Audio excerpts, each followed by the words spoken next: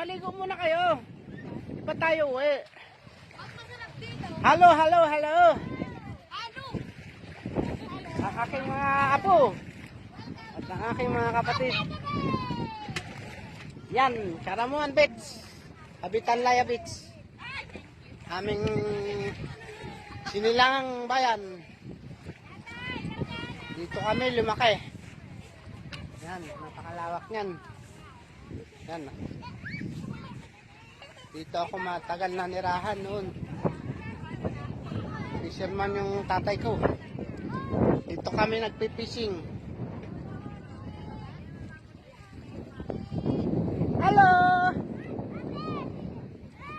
Ay, sarap. Oh. White chan.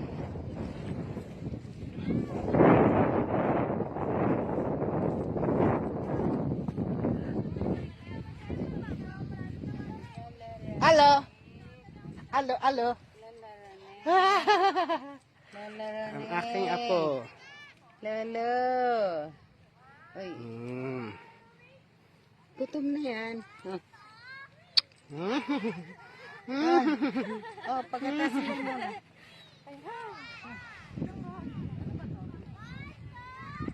Ayan, napakahaba nyon.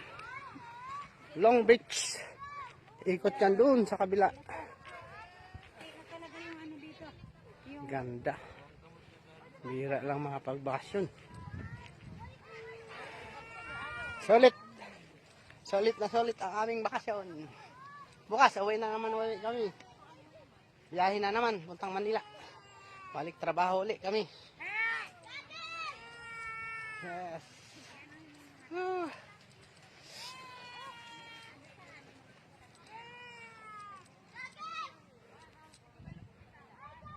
Yan. Napakaganda ng paliguan dito. Napakaraming beach din dito. Isa lang yung pinuntahan naming beach. Pero napakaraming beach dito. Puros libre ang beach dito, walang bayad. Ano pa to? Malaya pa ang mga turista ditong mamasyal nang walang babayaran. Babayaran lang nila yung mga sasakyan na gagamitin nila, yung mga motorboat. Yun ang binabayaran nila dito. Pero yung mga beach, lahat walang mga bayad yan. Kung may magbabayad yan, yung sa cottage lang. Pag may mga beach na may cottage. Pero yung pagpapaligo sa mga beach, walang bayad dito lahat. Ang lahat ng paliguan sa beach. Karamuan Beach. Lahat ng beach ng Karamuan dito. Walang babayaran. At ito rin po yung ginamit sa Survivor Philippines. Ayan. Dito pwesto to ng Survivor dati. Yan. Dito sila nag-e-event. Survivor. Napakaganda niyan. Matagal din kami tumira dito nung binatilyo pa lang ako. Nagpipising kami ng aking ama sapagkat siya ay isang fisherman.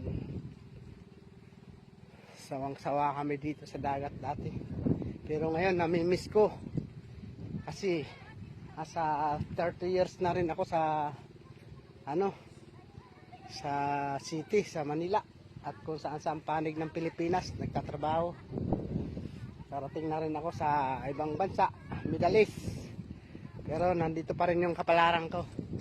Thank you Lord. Successful yung pinangdayo ko sa ibang lugar. Naging maayos yung buhay namin. Ito. Okay.